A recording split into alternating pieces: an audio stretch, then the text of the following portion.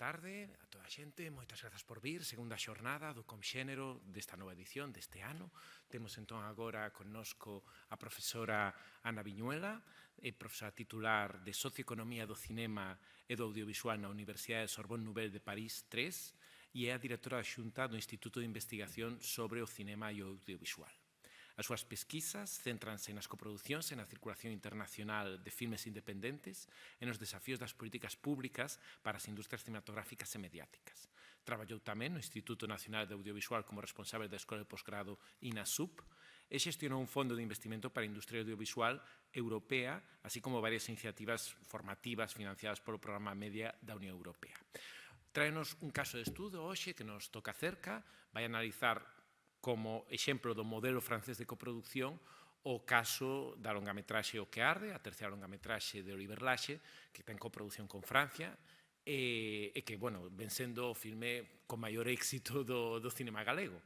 Agora Oliver Laxe xa está traballando na súa cuarta longametraxe, noutro modelo de financiamento pois máis amplo. Entón, imos coñecer cales son estas políticas públicas, cal é este modelo francés de coproducción a través deste caso que nos queda relativamente achegado. Cuando quieras, Ana. Vale, pues entonces voy a hablar primero del modelo, luego voy a hablar del modelo político, del modelo institucional de la coproducción en Francia, de la importancia de la coproducción en Francia, refiriéndome dentro de lo más posible a la película que en Francia se llama Viendra le feu. Es una coproducción entre España, Francia y Luxemburgo. Y luego me voy a fijar en los procesos de intermediación y me voy a fijar sobre todo en las profesionales, mujeres que intervienen en esos procesos de intermediación económica y cultural que fundamentan el modelo de coproducción francés. Vamos a ver. Bien, la primera idea que quiero presentarles es que la coproducción es un instrumento de la diplomacia cultural o el soft power francés. Es decir, que no es una actividad puramente económica, no es una actividad tampoco que sostenga una identidad nacional, una cultura, sino que lo que hace es apoyar fundamentalmente la presencia francesa como potencia cultural en el mundo. Entonces, como pueden ver aquí, cada año, bueno, ha habido estos años extraños de COVID, Francia produce más o menos 300 largometrajes al año durante la última década y de esos 300 largometrajes, 42% son coproducciones, o sea, casi la mitad son películas francesas y la otra mitad son coproducciones con otros países. Entonces, dentro de las coproducciones hay dos tipos de coproducciones. Coproducciones mayoritarias son aquellas en las que Francia tiene la parte principal de financiación. Se llaman coproducciones mayoritarias y en el gráfico de la izquierda están representadas junto a las películas con una financiación integralmente francesa. Es lo que se llama películas de iniciativa francesa. Los otros 62 películas que se hicieron en el 2023, estoy hablando del último año del que tenemos datos, son coproducciones minoritarias. Es decir, Francia invierte en muchas películas, pero invierte pequeñas cantidades, de manera a poder reivindicar un papel de líder en el cine de autor mundial, pero en realidad lo hace siempre, o al menos las 3/4 partes de las coproducciones son coproducciones minoritarias. Entonces, vemos que la parte azul oscura, que tiende a crecer, es superior al de las coproducciones en las que la inversión francesa es mayor que la inversión de otro país o del conjunto de otros países. Es lo que yo llamo la coproducción minoritaria como arma política, porque en realidad esa le permite a Francia ser un poco identificado como el gran país del cine de autor. ¿Cuándo empieza Francia a utilizar la coproducción como arma de la diplomacia cultural o soft power? Es en realidad en los años 80, con la llegada al poder del ministro socialista Jack Lang, que tiene dos ideas claves que van a preparar el camino para hacer de la coproducción un instrumento de influencia mundial, que es, uno, tenemos que combatir la supremacía de Hollywood. Habla de una apisonadora, rouleau compresseur, y entonces llama a una unión de los países de todo el mundo para combatir la supremacía hollywoodiense. Y dos, que puede parecer contradictoria, lanza la idea de que economía y cultura el mismo combate. Es una frase que se ha repetido, que la lanzó en el mismo discurso en que dice tenemos que unir nuestras fuerzas para hacer frente a la apisonadora hollywoodiense. Dijo en una conferencia de la UNESCO en México en 1982, economía y cultura, mismo combate. Entonces, a partir de ahí, bueno, hay unas consecuencias que son muy importantes en la industrialización y la marchandización de la cultura.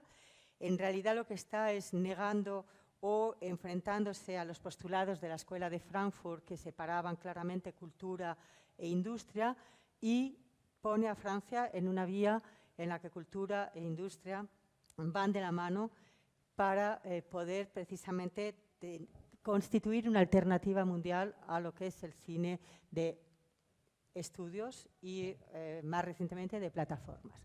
Entonces se crea el Fondo Sur Cine, Fond Sud Cinema, que solamente es para coproducir películas con América Latina, África y Asia. Luego se crea otra herramienta, que es el Fondo Europa Central y Oriental, para las coproducciones de Francia con esos países.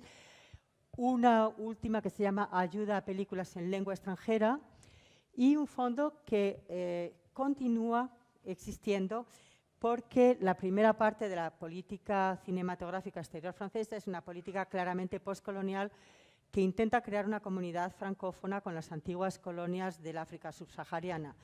Estas colonias hoy están integradas en la ayuda a los cines del mundo, l'aide au cinéma du monde, pero se ha guardado alguna iniciativa casi, podríamos decir, marginal en términos económicos, pero que sigue dando garantías de una especie de vocación a no abandonar ese cine o esas antiguas colonias.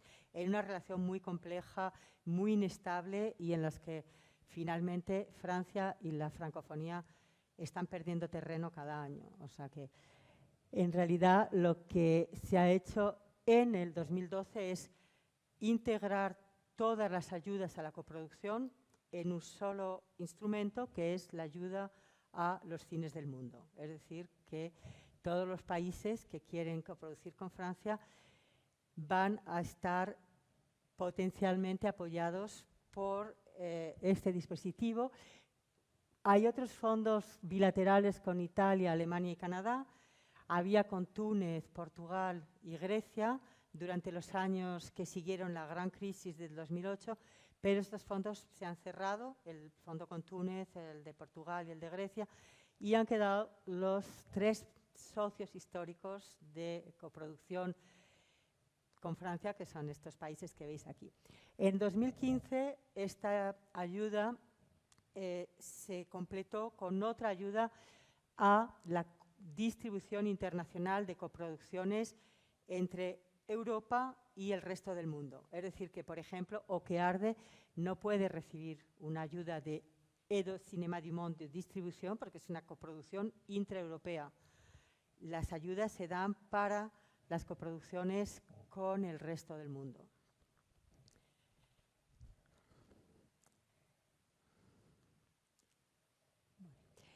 Entonces, ¿en qué consiste esta ayuda? Se dedican unos 6 millones de euros anuales a coproducir películas que estén habladas en cualquier idioma excepto el francés. Es decir, que todos los idiomas son considerados en el mismo plano, ya sean lenguas muy extendidas en el mundo, lenguas minoritarias, dialectos, totalmente marginales. Y aquí os he puesto algunos ejemplos de películas españolas que tienen este apoyo.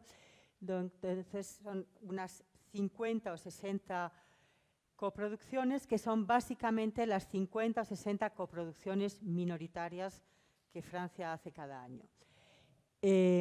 La ayuda a quién se da al productor francés, es decir, que no es una ayuda a los cineastas extranjeros, sino a los productores franceses que coproducen cineastas extranjeros. Hay unas 200 empresas que han beneficiado de esta ayuda. Esto os da un poco una idea de cómo una política puede ser estructurante de un sector, porque hay un sector ahora mismo en Francia muy volcado hacia la coproducción internacional de películas de cineastas extranjeros.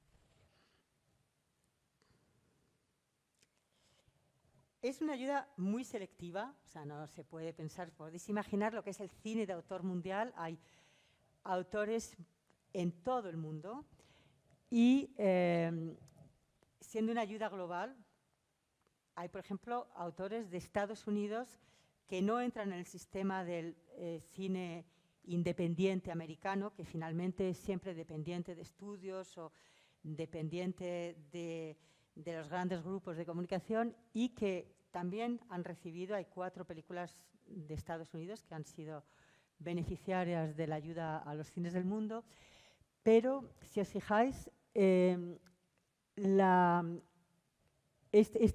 este cuadro, que se me olvidó precisar, pero es hasta 2021, permite de ver la emergencia del cine asiático como el gran yacimiento actual de cine de autor.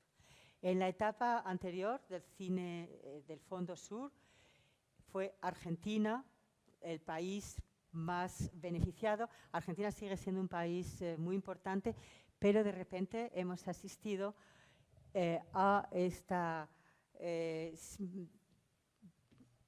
importancia creciente del cine asiático como cine de autor. Y estamos viendo películas que vienen de todos los países. Por país, vamos a ver dónde está España. España está en una buena media porque, bueno, estos son los países que más ayudas han recibido. El primero es Italia y el segundo sigue siendo Argentina. Brasil y Chile, por ejemplo, eran países que no tenían un cine de autor y que precisamente han copiado políticas públicas muy abiertas hacia la internacionalización, con lo que hay cada vez más cine brasileño y chileno que llega a estos fondos. Israel, China que es curioso porque China es una gran potencia cinematográfica, pero el cine de autor se financia con recursos internacionales, o sea que pasa mucho por este tipo de fondos.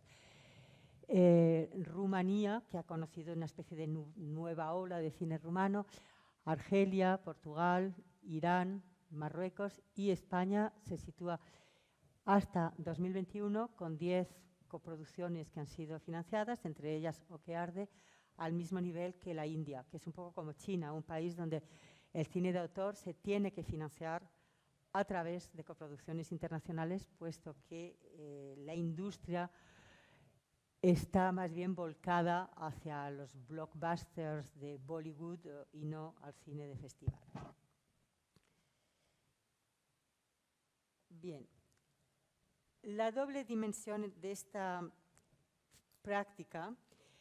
Primero, esta práctica de la coproducción minoritaria se inserta en un ecosistema industrial. No es una práctica aislada, no es una medida que se haya lanzado de manera separada de lo que es la política pública de apoyo al cine en Francia.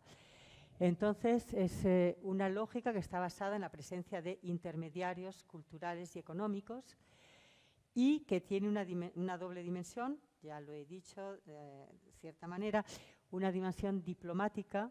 Francia utiliza la coproducción para transmitir un mensaje de potencia cultural, un país donde la cultura tiene un papel muy importante, pero al mismo tiempo utiliza la coproducción minoritaria para estructurar su industria.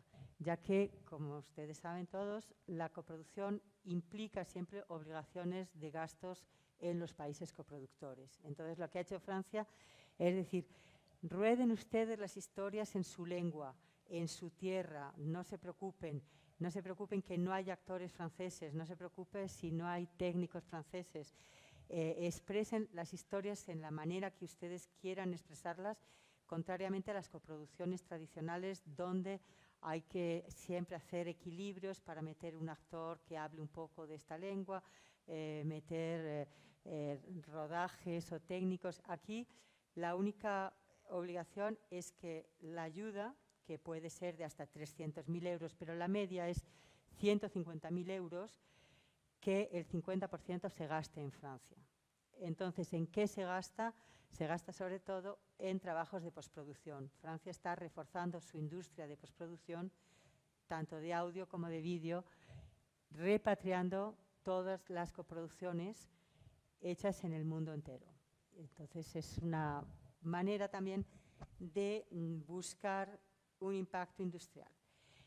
Bueno, por ejemplo, este es un modelo de coproducción minoritaria. O que arde es una película que terminó costando 1.800.000 euros, empezó costando 300.000, vamos a ver el proceso. Y la financiación es la siguiente: España aportó el 49%, Francia el 32% y Luxemburgo el 19%. Luxemburgo, no voy a adentrarme mucho en por qué tenemos Luxemburgo en tantas coproducciones hoy en día. Luxemburgo es una placa turnante de la financiación del cine. Nadie conoce el cine luxemburgués, pero todos los productores saben que en Luxemburgo hay muchos fondos y una voluntad de invertir en el cine. Entonces hay cantidad de películas que tienen capital de Luxemburgo. No piden grandes exigencias en términos de contribución artística, pero es una manera de entrar en el mundo de la industria cinematográfica. Es un poco como el caso de los Emiratos Árabes, son países donde empieza a haber un poco de cine, pero son sobre todo financieros del cine del mundo, de todos los países. Luxemburgo es lo mismo. Entonces, cuando pregunté qué hicieron en Luxemburgo, entraron ya cuando estaba la película montada entre la productora francesa y la productora española. Bueno, dos productoras españolas, una que vino un poco en apoyo a una productora que se estaba montando. Entonces nos encontramos con dos productoras españolas, una francesa y luego una productora de Luxemburgo que entra más tarde y que no hace una gran contribución artística. ¿Qué es lo que se gastó en Francia?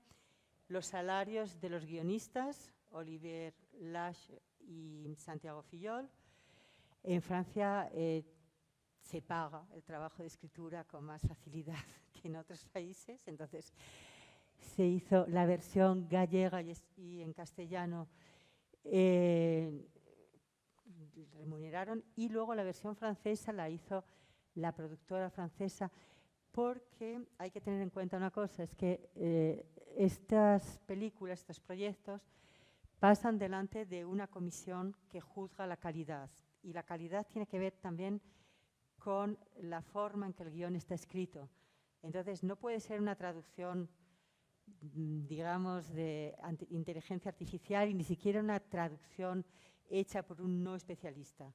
Las traducciones se cuidan enormemente y lo que se presenta al CNC, al Centro Nacional de la Cinematografía Francesa, no es una traducción literal, es una traducción, digamos, un poco vestida para que pueda ser comprendida y sobre todo que pueda tocar la fibra sensible de las personas que van a juzgar. Acordaros que en Europa estamos en un porcentaje de 10% de los proyectos presentados son seleccionados, es decir, cómo llamar la atención cuando no hay todavía imágenes rodadas, cuando no hay todavía ningún elemento visual o muy pocos elementos visuales, es a través de la escritura. Francia acuerda una importancia increíblemente fuerte al lenguaje escrito. O sea, todo el audiovisual pasa antes por lo escrito, aunque se está intentando cambiar un poco esta tendencia, y precisamente el cine de Olivier Laxe es un ejemplo de cómo se intenta dar más importancia a los elementos visuales frente a esta hegemonía del guión, que era todo. El guión de Oquear, de hace 45 páginas, en Francia es como, vamos, eso es la introducción de un guión, pero se argumentó muy bien diciendo que la película en realidad es que no es una película en la que se hable mucho, la película muestra la aridez de un paisaje, de una vida, de unas relaciones humanas, pero todo eso está contado en francés de forma a que no parezca un guión corto o no suficientemente trabajado, sino un guión en el que hay que tener en cuenta los aspectos visuales tanto como la parte escrita. Y evidentemente el hecho de que Olivier Lache tenía ya vous êtes tous capitanes, todos vosotros sois capitanes, y Mimosas, había ya el presidente de la comisión E de Cinéma du Monde, que era Charles Tesson, cuando pasó esta película, conocía el estilo, el universo visual de Lache, y eso también jugó. Pero bueno, sobre todo cuando es una primera película, la traducción que se hace en Francia del dossier es muy importante.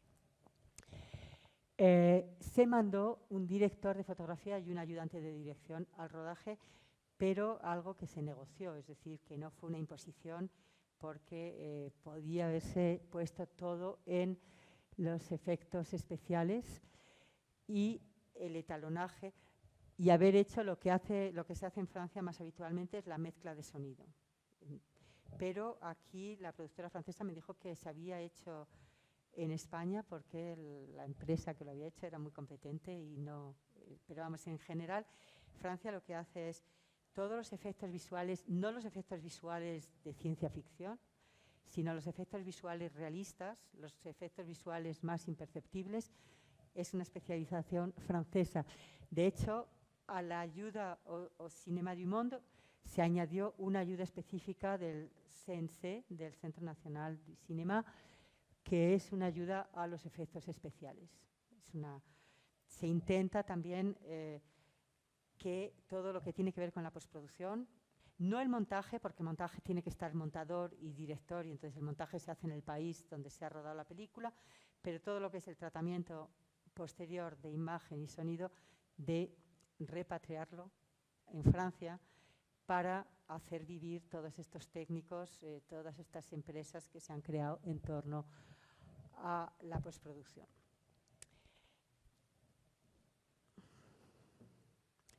Estas son las presas de producción a las que se sumó luego Eurimage.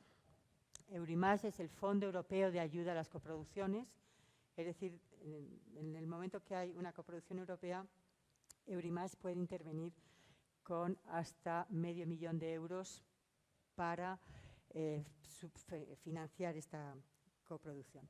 Hay una diferencia muy importante entre Edo Cinéma du Monde y Eurimage, que es que Edo Cinéma du Monde interviene en los primeros momentos de la vida de una película. Es decir, Edo Cinéma du Monde da no solo una financiación, sino que también va a poner una etiqueta de calidad, de prestigio, para que todos los otros fondos identifiquen el proyecto como un proyecto que ya tiene un sello. Y eso es lo que hace que Edo Cinéma du Monde sea tan demandado en el mundo entero, y es que puedes venir con un montaje financiero muy incipiente, un guión que está lejos de ser la versión final, pero si consigues no solo la financiación, sino también este sello Edo Cinéma du Monde, el resto de la financiación va a venir mucho más fluido. En cambio, Eurimage es un fondo que se adquiere cuando ya la coproducción está bastante avanzada. Es decir, tiene que haber al menos 50% de la financiación de cada país confirmada, no confirmada por una carta que dice sí, me interesa mucho su película, sino contante y sonante el 50%. Es decir, que Eurimage viene a completar un proceso y Edo Cinema du Mondo inicia ese proceso de financiación, que es una financiación hiperfragmentada. Es decir, que ser productora de cine de autor transnacional hoy en día significa viajar a mercados, foros de coproducción, workshops, pitch, etcétera, estar todo el día por todo el mundo para poder reunir la financiación.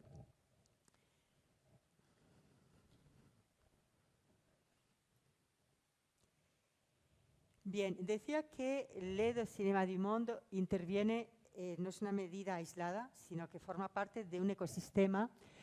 Yo uso mucho la palabra ecosistema, de la cual se abusa, no sé si en España se abusa tanto como en Francia, y la manera en que utilizo el ecosistema no tiene ninguna diferencia con la acepción biológica de ecosistema, es decir, un medio en el que cohabitan diferentes especies, pero la diferencia entre un ecosistema biológico y un ecosistema cultural es que hay una cosa que son las políticas públicas que pueden regular el ecosistema, es decir, que hacen que las especies predadoras no se coman a las especies más vulnerables, como ocurre en los ecosistemas biológicos. Entonces, las políticas públicas francesas están ahí para permitir la coexistencia más o menos pacífica, nunca es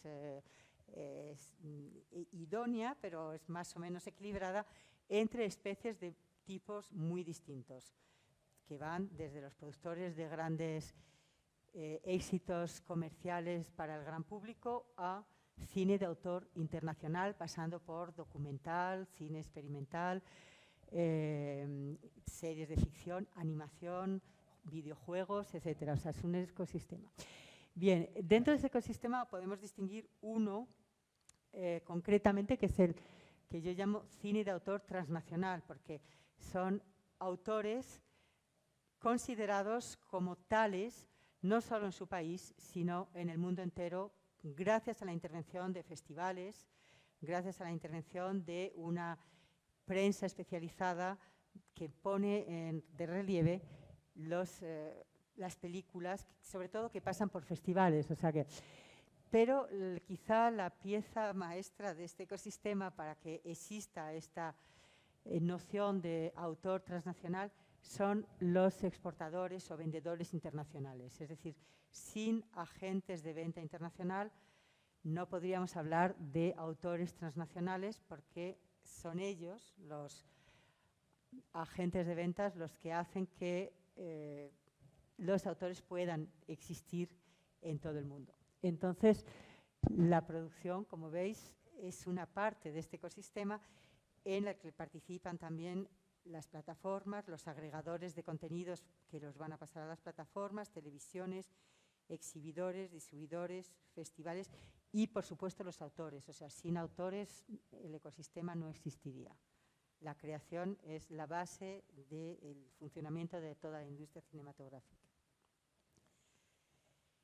Bien, la manera en que se analiza un ecosistema, o que por lo general, es fijándonos no tanto en los creadores, que son esenciales, sino poniendo el foco en todos los actores industriales que intervienen entre la creación y los públicos. El primero que puso de manifiesto la importancia de estos oficios, de estos profesionales, es Howard Becker, un sociólogo americano que publicó un libro en los años 80 que ha sido traducido, me imagino que al castellano también, que se llama Los mundos del arte. Los mundos del arte es la primera llamada de atención sobre que pone además un poco en cuestión el genio creador aislado, esta idea romántica de la creación como alguien que se aísla y solamente funciona en base a su inspiración y a su vivencia. Entonces, esta idea la vuelve a retomar, por ejemplo, en la literatura anglosajona Richard Caves, en una obra muy comentada que se llama Creative Industries, Contract Between Arts and Commerce. Y sobre todo a mí lo que me interesa de Richard Caves es que dice cuanto más pequeño es la economía de la producción, más necesidad hay de intermediarios. Es decir, Netflix no necesita intermediarios porque tiene la potencia de lanzamiento de sus obras sin que nadie, o que prácticamente nadie, venga a amplificar. En cambio, cuando estamos en economías de cine de autor, el papel de los intermediarios es todavía mucho más importante. Los intermediarios se habían cartografiado de manera muy precisa, es decir, autor, productor, vendedor internacional, distribuidor, exhibidor de salas, bueno, festivales también yo los considero intermediarios, televisión, etcétera, pero llegan las plataformas que han un poco cambiado todo este sistema de la intermediación, porque ahora todo el mundo se relaciona con todo el mundo y sobre todo porque han surgido un nuevo tipo de intermediarios, que son los agregadores de contenidos, que no trabajan la singularidad de la obra, sino que trabajan el volumen de catálogos editorializados. Es decir, que las obras se pierden en masas enormes de contenidos que son vendidos a las plataformas. Entonces estamos ahí en un choque de culturas porque productor, distribuidor, vendedor compartían la lógica del producto singular con los autores, mientras que los agregadores lo que hacen es vender volumen. Y es lo que las plataformas quieren. Las grandes plataformas globales no se detienen a negociar un título por aquí, un título por allá. Lo que compran es paquetes de títulos. Bueno, son unas cuantas. La literatura sobre la intermediación en las industrias culturales es súper amplio. O sea, he puesto como 3 jalones que me parecen importantes, pero no son en absoluto exclusivos. ¿Quiénes son en la coproducción internacional los intermediarios que intervienen? La coproducción internacional apoyada por la ayuda a los cines del mundo, L'aide au cinéma du monde français. Coproductores en plural en el desarrollo, que en el cine europeo es un desarrollo tanto económico como creativo. Es decir, que los productores intervienen en la escritura e intervienen al mismo tiempo en la búsqueda de financiación.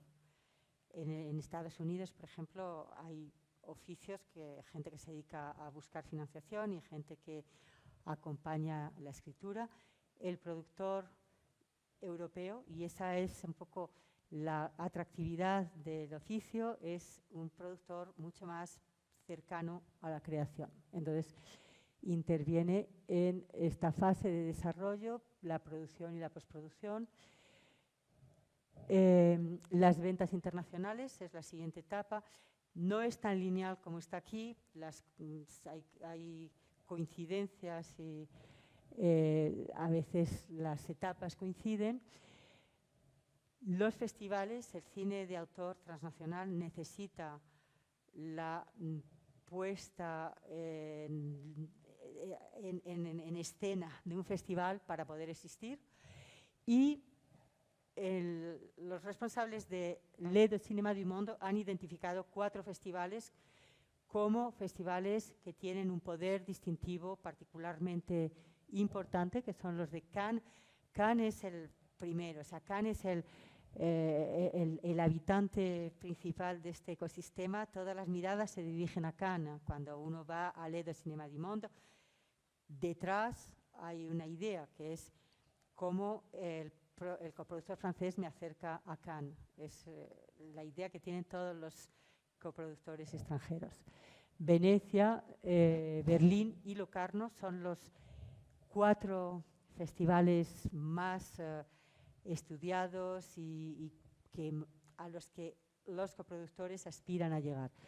Me diréis, ¿por qué no está Sundance? Y yo he hablado con mucha gente y Sundance está tomando otra dirección, que es una dirección más social y menos cinematográfica. Los 4 festivales que hay aquí lo que van a privilegiar es la forma cinematográfica, la audacia frente a la temática, mientras que en Estados Unidos Sundance está tomando una orientación que es mucho más social mucho más quizá, y que va posiblemente a acentuarse por necesidades de esta sociedad de dar visibilidad a discursos que no tienen gran visibilidad, pero le ha separado del grupo de estos 4 festivales dedicados al cine de autor europeos, mucho más y preocupados por la audacia cinematográfica que el contenido, el tema, la representación de países. Por ejemplo, se buscan representaciones de países de no importa de qué parte del mundo,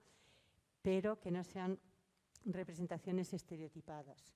Yo pienso siempre en un film egipcio que se llama Plumas, no sé si os dice algo, que cuenta la miseria de manera no realista, sino mezclándolo con los códigos de una película de género, que puede también virar en algunos momentos al surrealismo. Es un padre de familia que en un truco de magia, celebrando el cumpleaños de su hijo, se transforma en una gallina y tiene que vivir como una gallina desde entonces, con lo que eso significa que no aporta recursos, que en una sociedad patriarcal de repente un padre se convierte en una gallina, y es una manera de evocar la miseria social en Egipto de manera absolutamente creativa. Bueno, pues o por ejemplo películas latinoamericanas que mezclan también el horror con códigos de género, etcétera, es lo que hoy en día está valorándose en Europa frente a una beta mucho más realista y social en el cine independiente americano y latinoamericano, porque muchos latinoamericanos ven Sundance un poco como la meta, de la misma manera que los europeos ven Cannes como la meta. Bien, entonces, la distribución, después de los festivales, estos festivales tienen mercados asociados y entonces es ahí donde se inicia la distribución y finalmente la distribución. Entonces, la idea es que en cada etapa los intermediarios añaden valor a la obra. Es decir, una obra que pasa entre las manos de intermediarios culturales y económicos es una obra que va a adquirir un valor. Cada intermediario va a presentar la obra al exterior, va a contactar a la prensa, va a hacer un trabajo que tiende a darle valor, pero al mismo tiempo, al pasar entre tantas manos diferentes, la obra se encarece, y es ahí donde O que arde, que iba a costar 300.000 euros, terminó costando 1.800.000, puesto que lo que Olivier Lache quería al principio, que fuera un film experimental, él quería hacer una experimentación visual en torno al fuego, se convirtió en una película de Cannes con ventas internacionales, distribución y presencia en plataformas, como vamos a ver ahora. Bien, ¿quiénes son las intermediarias? Dije que iba a hablar de... Cuando hablé con Margarita, yo tenía la intuición que, como en todas las películas, como en toda la industria francesa, hay una nueva generación de mujeres que están haciendo vivir el cine de autor transnacional, este cine independiente. Y cuando empecé a preguntarme, bueno, ¿quién ha hecho vivir esta película? ¿Cómo esta película ha llegado a Cannes y al resto del mundo? Me he encontrado con 2 Andreas maravillosas que me han comunicado muy generosamente todas las informaciones sobre la película, y además pienso que van a continuar trabajando juntas, puesto que ha sido para ellas también un encuentro maravilloso. Entonces, la primera con la que hablé fue Andrea Vázquez, gallega que vive en Barcelona, y luego hablé con Andrea Queralt, catalana, que vive en París. Eso nos da una idea también de... yo no pude ayer dejar de pensar en los paralelismos entre el cosmopolitismo de Cruz Risco y el cosmopolitismo de estas mujeres, de esta nueva generación. Luego escuché a Carmen y me dije, bueno, ¿cómo ha cambiado el mundo? Es una reflexión de persona de una cierta edad, pero la traigo porque me parece fantástico ver que también se ha estructurado dentro de la globalización neoliberal dinámicas que permiten mucha más libertad de elecciones de vida. Yo creo que Cruz Risco estaría trabajando para cine de autor en un marco mucho más establecido. Yo creo que ella se fue de París cuando subió Mitterrand al poder, cuando empezó a estructurarse la política de la que estamos hablando hoy. Entonces, fue Andrea Queralt la que conoció, ella hizo el máster de la Pompeu Fabra, famoso máster de donde sale tanto talento, y conoció a Olivier, bueno, y la otra Andrea también le conoció. A Andrea Vázquez le había dicho solo, tengo un proyecto muy complicado y lo que quiero es volver a España, trabajar en Galicia, pero con algo muy sencillo. Y Andrea Vázquez dijo, venga, pues vamos a hacer algo muy sencillo. Bueno, lo muy sencillo empezó a engordar porque cuando tienes Ledo Cinema du Monde, dices, bueno, puedo acceder a fondos de toda Europa, puedo incluso obtener Eurimage. Se convirtió en 1.800.000 euros, un proyecto inicialmente presupuestado en 300.000. De todas formas, la experimentación con el fuego tampoco era tan sencilla como Olivier lo pensaba, porque tuvieron que hacer un curso de peones forestales para que les dejaran ir ahí a hacer hogueras en el... Muchas cosas además son efectos especiales, pero bueno, lo que hay de hogueras de realidad, uno no va ahí y se pone a hacer hogueras y a filmarlas, fue mucho más complicado. Pero sobre todo es un poco que una película intimista que iba a ser un poco una transición entre Mimosas y otro proyecto mucho más importante, se convirtió en una película de festival, y una película no solo de festival, una película que ganó el premio del jurado de Un certain regard, o sea, una película mayor dentro de lo que son las películas de festival. Y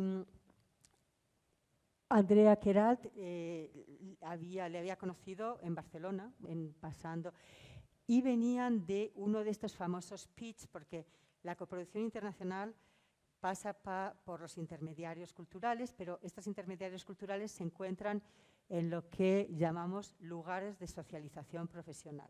O sea que los lugares de socialización profesional son los talleres, los mercados de coproducción, los festivales, por supuesto, los work in progress, todos estos dispositivos asociados al festival que intentan transmitir a la vez una visión creativa e industrial del cine. Entonces venían de Rotterdam, donde habían participado en el mercado de coproducción, viendo a ver si tenían el Uber-Vals Fond, que no tuvieron, pero bueno, venían de Rotterdam, pararon por París, y ahí fue donde Andrea Queralt dijo, pues vamos a producirlo, y vamos a producirlo con las ayudas francesas, que son ayudas muy importantes, ¿no? Y como había empezado a hablar o se conocían con la Andrea Vázquez, pues se juntaron las dos Andreas y fueron las que han montado la coproducción. En algún momento vino una productora del País Vasco que se llama Kowalski Films por la experiencia, porque Andrea Vázquez había hecho vídeos institucionales y era una persona que había estudiado historia del arte. Y Andrea Queralt se fue después del máster de la Pompeu a hacer prácticas a París y se quedó. O sea, es un poco como yo, que fui hace un año y me quedé. Pues se quedó y había sido como asistente de producción, ahora es productora, ya, pero era prácticamente para las dos su primera experiencia. Cuando se vieron con 1.800.000 les dio miedo. Ahora me dice Andrea Vázquez que todo lo que ha hecho después, los presupuestos oscilan en torno a los 2 millones, o sea que ya se ha metido en otra vía, pero para las dos era como una nueva aventura. Andrea Vázquez está más implantada en Barcelona, me dice no tengo tiempo, tiene muchísimo éxito, y tiene 3 proyectos en paralelo, y Andrea Queralt sigue una trayectoria de productora transnacional más típica, que es correr todos los pitch, todos los workshops. Cuando la entrevisté hace unos días, se iba, bueno, ha sido dificilísimo pillarla porque siempre estaba de jurado en un festival o siguiendo no sé qué o haciendo no sé cuánto, y se iba a Taiwán para precisamente hacer un atelier, ¿cómo se llama? Un workshop EAVE para familiarizarse con el cine asiático, que como hemos visto es el cine que está ahora mismo subiendo como cine de autor transnacional. Entonces ahora mismo yo creo que está, bueno, ha debido volver recientemente de Taipei, donde hizo su última tentativa de networking, como dicen, para poder precisamente hacer una carrera en la producción, en la coproducción internacional. Oye, ¿me paráis si hablo mucho? ¿Voy bien? 10 minutos, vale, voy cerrando. Bien, como dije, para mí hay una profesión que es un poco clave en la internacionalización del cine. No se puede coproducir si no hay un mercado. Estas películas no viven de un mercado nacional únicamente, entonces es la figura del vendedor internacional.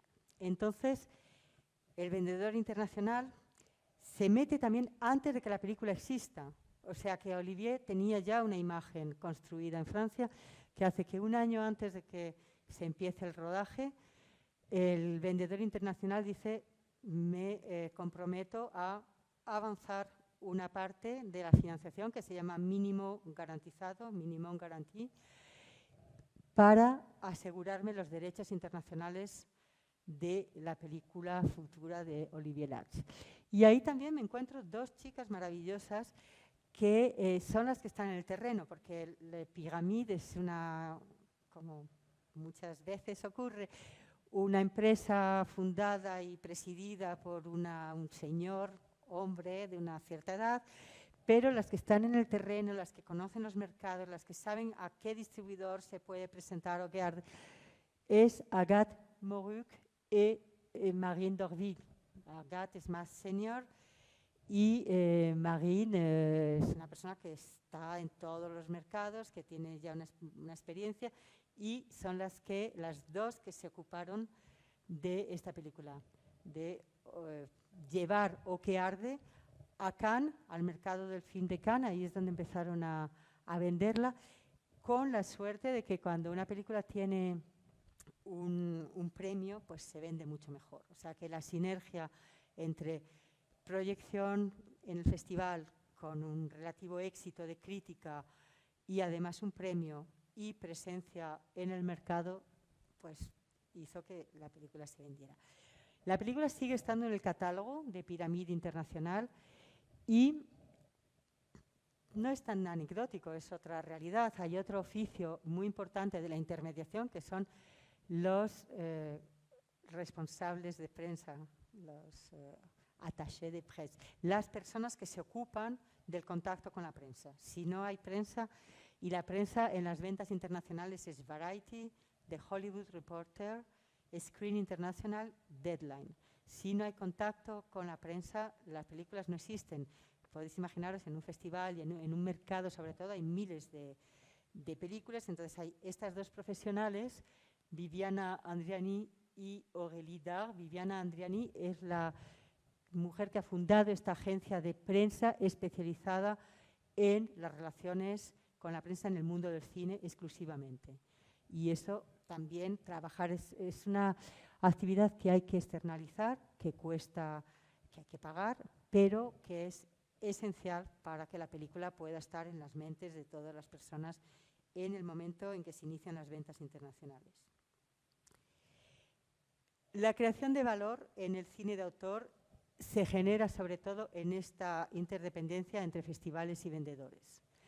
Es decir, que los vendedores compran las películas antes del festival. Es decir, que el oficio de agente de ventas internacionales es hacer una apuesta por una película pensando que va a estar en Cannes, y si no está en Cannes estará en Berlín, Venecia o Locarno. Pero es una apuesta que puede salir bien o puede salir mal. Entonces, pueden entrar o en prefinanciación, comprando derechos de distribución internacional, pero lo más frecuente ahora es que se metan ellos también en coproducción. Hay muchos agentes de ventas que son coproductores en Francia porque hay ayudas. En España yo creo que no he conocido casos de agentes de ventas coproductores, pero en Francia es muy común que el agente de ventas sea coproductor. Entonces, esta apuesta se hace con la idea de llegar al festival, que es el lugar donde la película va a adquirir un capital simbólico. Capital simbólico que se puede transformar en capital económico gracias a los premios, a la prensa, al boca a boca, a la transmisión en las redes profesionales.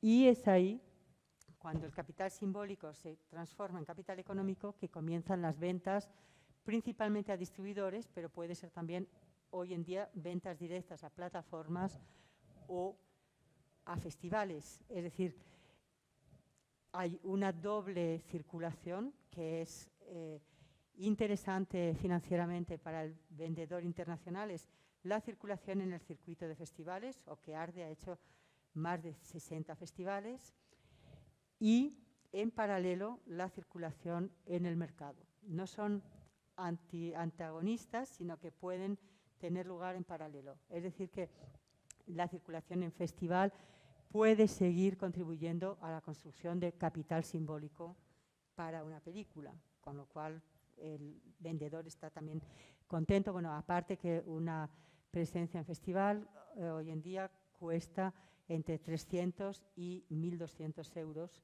por un pase, es decir, que es dinero que el vendedor continúa de percibir, que tiene que repartir evidentemente con los otros detentores de derechos.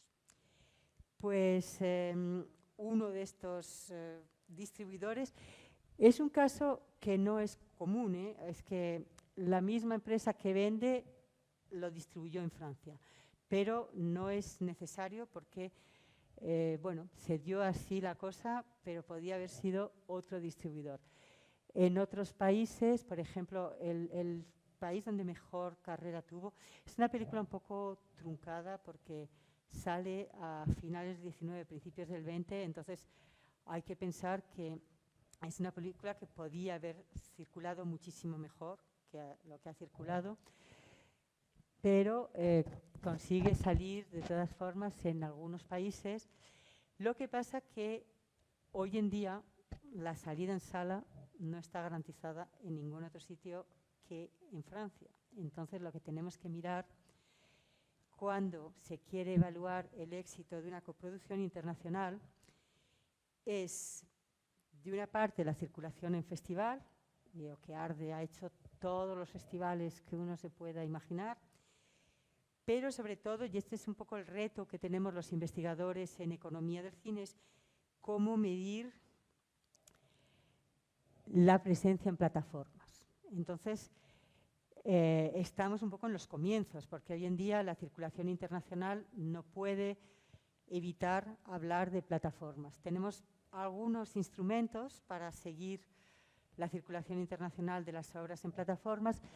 Cuando se trata de circulación en Europa, la base del Observatorio Europeo del Audiovisual, que se llama Lumière, ha creado un servicio que se llama Lumière Video on Demand.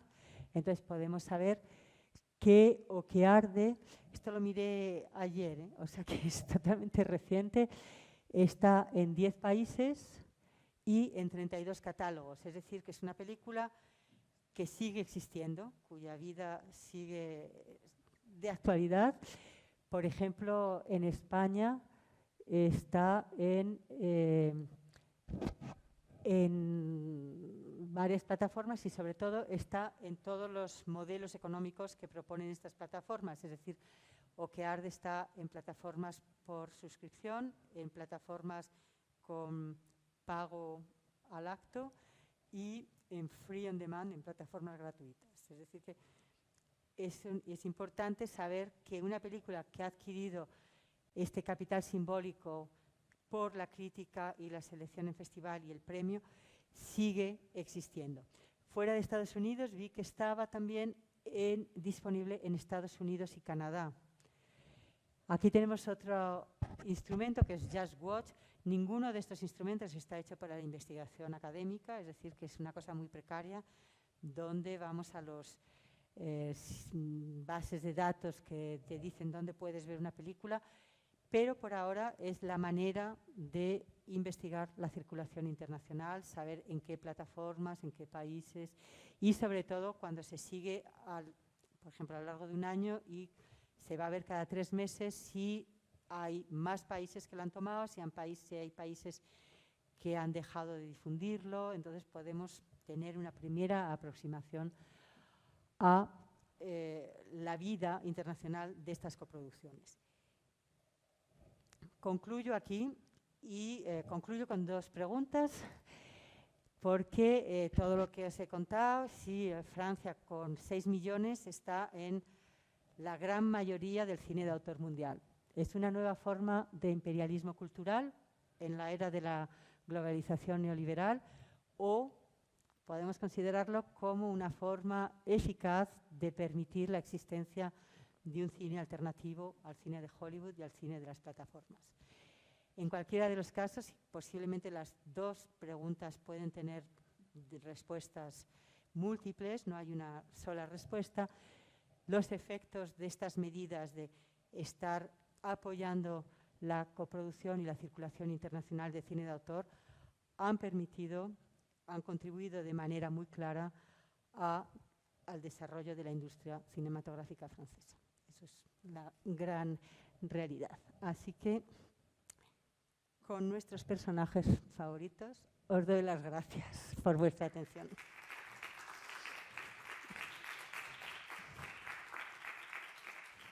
Muchas gracias, Ana.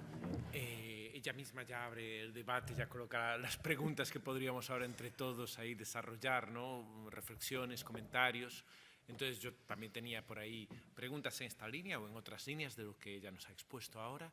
Así que antes de apropiarme de la palabra, mejor abrirla al público escaso pero selecto, por si alguno de vosotros quiere entrar en diálogo directo con Ana sobre los temas que ella misma propone debatir ahora. Bueno, retomando entonces sus propias preguntas, su propio debate a través de su trabajo, tengo aquí una copia de uno de los últimos textos que ha publicado dentro del libro Imaginarios digitales en los cines hispánicos, coeditado por José Chocerdán y Miguel Fernández Lavalle.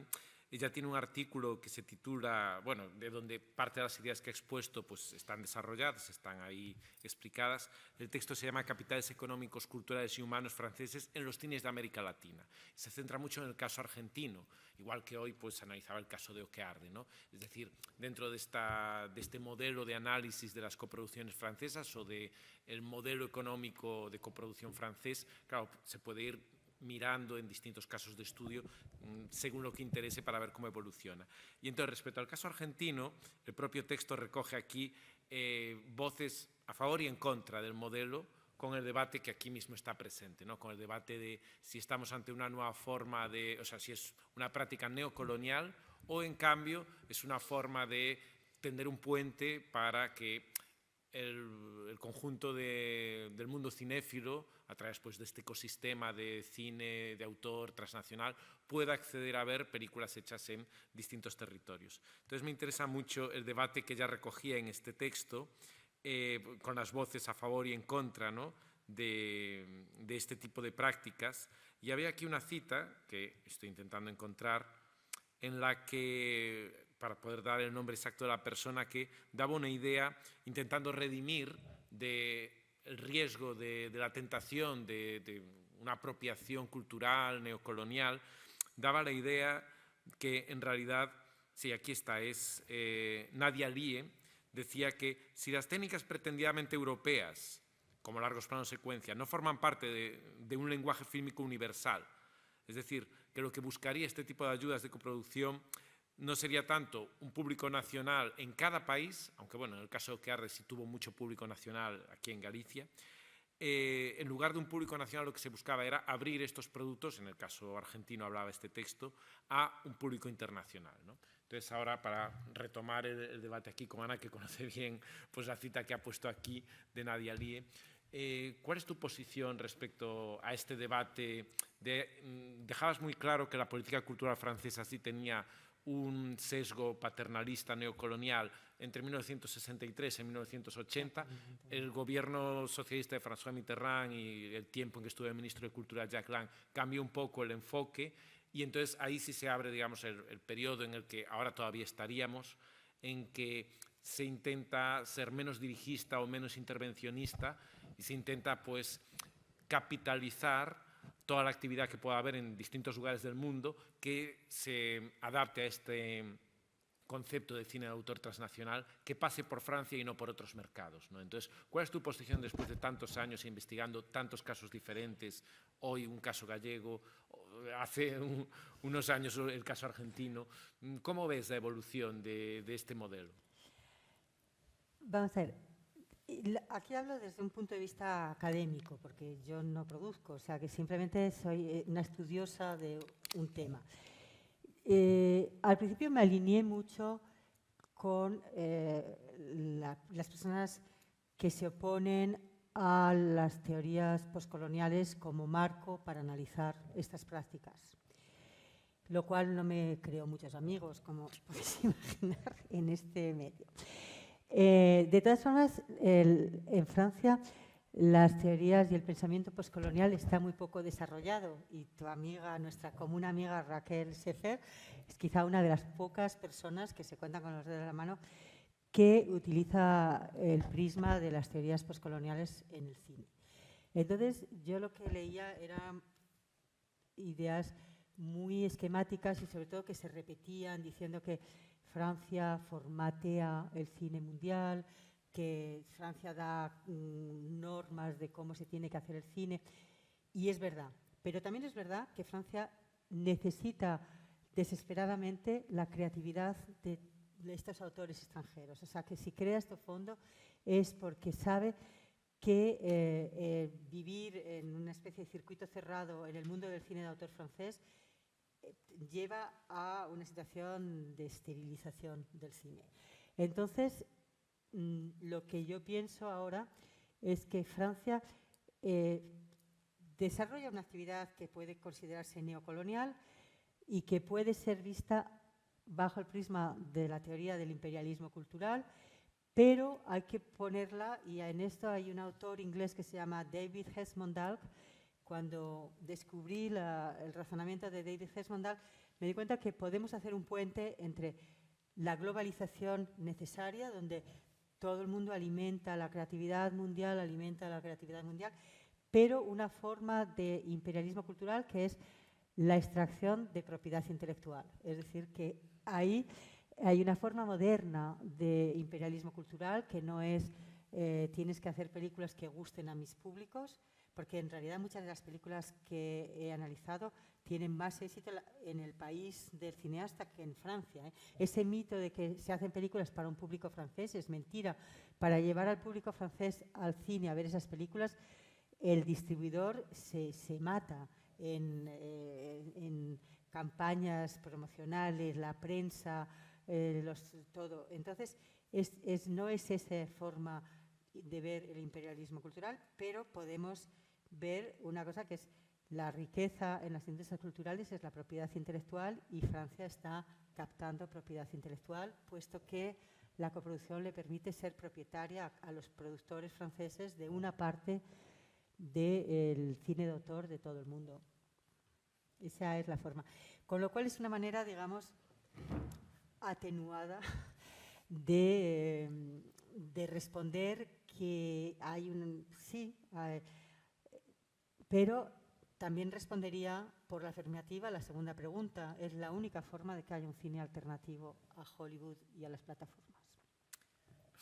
Un cine alternativo que pasa por beneficiar en primer lugar a los productores o al mercado o a las empresas francesas, Por ¿no? supuesto. Pero claro, eso compitiendo no en igualdad de condiciones, no en el mismo terreno de las grandes productoras norteamericanas, sino buscando otro nicho que pueda, digamos, capitalizar. Es otra liga, es como si hubiera ligas diferentes, y en la liga del cine de autor transnacional, Francia quiere ser siempre el primero de la clasificación. Esa expresión de la liga se la había escuchado a Jaime Rosales, el cineasta catalán, cuando reflexionaba sobre su propia carrera, sobre que él se veía en la liga en la primera liga, en el nivel de Cannes, y luego descubría que no, que estaba en la segunda, ¿no? Que estaba más bien en una posición en que no iba a ganar Cannes, no iba a estar en sección oficial de Cannes, iba a estar de satélite en el resto de grandes festivales, ¿no?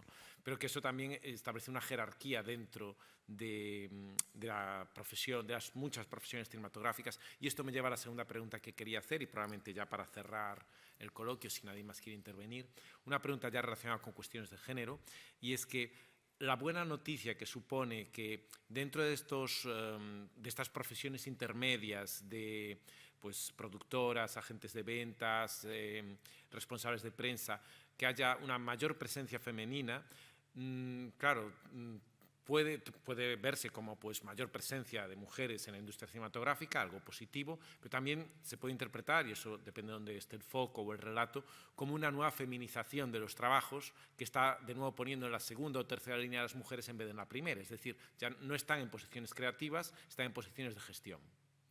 Entonces, de repente, los creadores siguen siendo hombres y quien les hace el trabajo son las mujeres.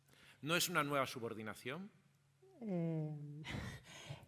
A ver, en las películas que han recibido la ayuda Edo Cinema du Monde, hay un porcentaje mayor de películas de realizadoras mujeres que la media del cine mundial, digamos. O sea que yo pienso que yo hablaría más bien de una correlación, es decir, que la presencia más importante de mujeres en oficios de la intermediación pienso que va acompañada también de una presencia mayor de mujeres en la realización.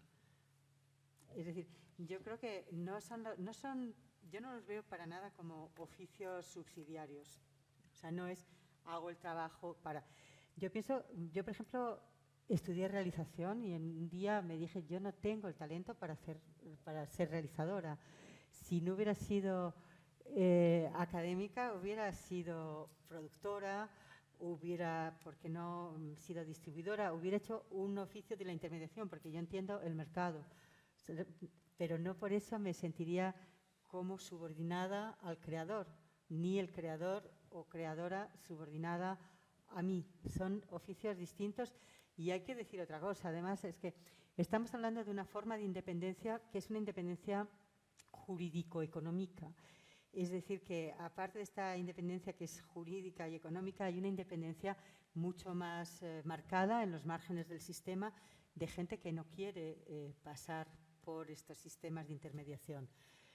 Entonces, para mí hay mucho más una solidaridad y yo pienso que las mujeres están emergiendo en todos los campos de manera más o menos similar. No es... desgraciadamente es verdad que no se me ocurrió ninguna película que quería hablar de mujeres y de Galicia y era un poco complicado y no vi ningún ejemplo, pero el hecho de que hable de productoras o de distribuidoras, agentes de ventas, responsables de prensa, pienso que no hay que verlo en términos de subordinación. Bueno, las productoras en realidad sí que están en una posición de poder y es una posición también creativa, de llevar a la práctica las ideas y encontrar las formas en que se llevan a la práctica, es decir, si participan en el proceso creativo de las películas, ¿no? Entonces, en ese sentido, de hecho, hay una larga historia en la historia del cine de un cine de productores, que ahora puede ser un cine de productoras, ¿no? Al menos en el cine que se hace en la península ibérica, sí que pues grandes películas de esta década o de este siglo están siendo producidas por mujeres y están decidiendo esas mujeres como productoras dónde ponen su trabajo, dónde ponen su esfuerzo, ¿no? Bueno, pero yo pienso que todavía es mucho más importante la distribución, porque un distribuidor hace que una película exista o no exista. Y aparte del trabajo material, yo pienso que las elecciones que hacen las mujeres llevan una nueva sensibilidad al cine también. Yo pienso que la manera en que una distribuidora o un agente de ventas comunica sobre una película va a poner de relieve aspectos y va a hacer elecciones basadas sobre criterios que no tienen que ver con una mirada masculina únicamente. Entonces, pienso que en cada etapa de la intermediación hay un poder de distinción y, sobre todo, un poder de selección. En la literatura anglosajona se habla de gatekeepers. Es decir, que o las puertas se abren y si no se abren es que las puertas están cerradas y no las puedes pasar. Para mí el gatekeeper es muy importante y todos los gatekeepers intermediarios que he encontrado son profundamente cinéfilos, profundamente, es decir, que no hay una diferencia de cultura, unos serían comerciales y los otros serían creativos. Los únicos profesionales que quedan fuera de esta cultura cinéfila son nuevos profesionales en torno a los datos. O sea, esta gente está totalmente fuera de esta cultura, se declaran industry agnostic y son los únicos que pueden trabajar hoy en el cine, mañana vendiendo zapatos y pasado mañana vendiendo sillas. La gente que trabaja en torno al cine de autor, yo pienso que todos comparten una especie de referente cultural común. Bueno, chegamos ao final do tempo previsto para esta primeira intervención da tarde. Para non roubarlle tempo a Pilar Monsel, que fará a intervención, abro un último turno de palabras por se alguén quere dicir algo máis. ¿Cómo la evalúan? Perdón. ¿Cómo ven si les funciona lo que ellos pretenden? ¿Vale? Esto por una parte, ¿cómo la evalúan? Porque sabiendo cómo la evalúan, bien o mal, también podemos saber. Y por otra banda, que el tercer país en recibir ayudas sea el país colonialista, más colonialista que ahora mismo existe, que es Israel, también muestra un cierto sesgo geoestratégico, no solo neocolonial, ¿no? Pregunto. Vale, dos preguntas muy interesantes. La evaluación, como di a entender más o menos, es la presencia, la selección en festival. O sea, cada año en Cannes, los responsables del LED de Cinema du Monde presentan, tenemos 15 películas, 4 en selección oficial, 2 en la quincena, Y la otra forma de evaluar es el número de países con los que se ha coproducido. Creo que estamos en 115 países, lo que quiere decir que se interpreta, no sé si con una cierta arrogancia francesa, que estas medidas permiten la emergencia de cine, por ejemplo, en Mongolia, en Laos, en Paraguay, en países donde no había cine, o por ejemplo Guinea-Bissau, donde hubo cine, gracias al Fondo Sur, luego se paró mucho la producción y ahora ha vuelto Guinea-Bissau a ser uno de los países coproductores. Es decir, que hay una especie también de doble rasero. Uno es industrial, hemos financiado la Palma de Oro de Nuri Bilge Ceylan y están totalmente contentos. Y la otra es, hemos hecho la primera coproducción Franco-Mongolia. Entonces, eso, premios, selecciones, por un lado, variedad de países. Y el sesgo colonial, vamos a ver, las cifras que yo di, que son las cifras de la investigación que va a dar lugar a un libro que voy a publicar el año que viene posiblemente, van hasta el 2021. Es decir, que en el 2021 sí éramos conscientes de que Israel era un país colonial, pero éramos también conscientes de que había una especie de nueva ola de cine israelí, incluida de cineastas muy críticos, porque había una fundación que completaba, que era la Fundación Rabinovich, que ha permitido una libertad de expresión muy, muy fuerte. Entonces, haber financiado a Avi Mograbi, haber financiado el autor de Synonym, que es una... Navav Lapid. Navav Lapid. Con estos fondos me parece totalmente... no se planteó en ningún momento, se planteó más bien el celebrar la nueva ola del cine israelí y sobre todo el cine crítico israelí. En paralelo hay, no sé si no tenemos tiempo, pero hay Palestina, es un país que está bastante representado. O sea, con 7 es mucho menos que Israel, por supuesto, pero vistas las infraestructuras que hay en Palestina, nunca se dejó de lado las voces palestinas. Y te aseguro que si hacemos la lista vas a encontrar más voces críticas israelíes que voces próximas al régimen. Que en 21 era menos terrible de lo que estamos viendo ahora. Bueno, estaba entón a pechar a sesión porque tamén queremos escoitar a Pilar e necesitaremos aquí uns minutos de descanso para que ela tamén prepare os seus materiais. Entón continuaremos en 10 minutos máis ou menos ou 15 coa segunda sesión dedicada a Pilar Monsel para que ela nos conte como creadora pois como afronta esta sensación de ser unha muller para todo que ten que buscar financiamento e ademais de desenvolver as súas propias ideas, buscar a súa equipa. E entón complementaremos dende a perspectiva da creación pois a intervención que fixe agora a Ana Viñuela sobre produción, distribución, circulación de filmes a través das ferramentas de política cultural que ofrece a República Francesa. Muchas gracias, Ana. Un aplauso.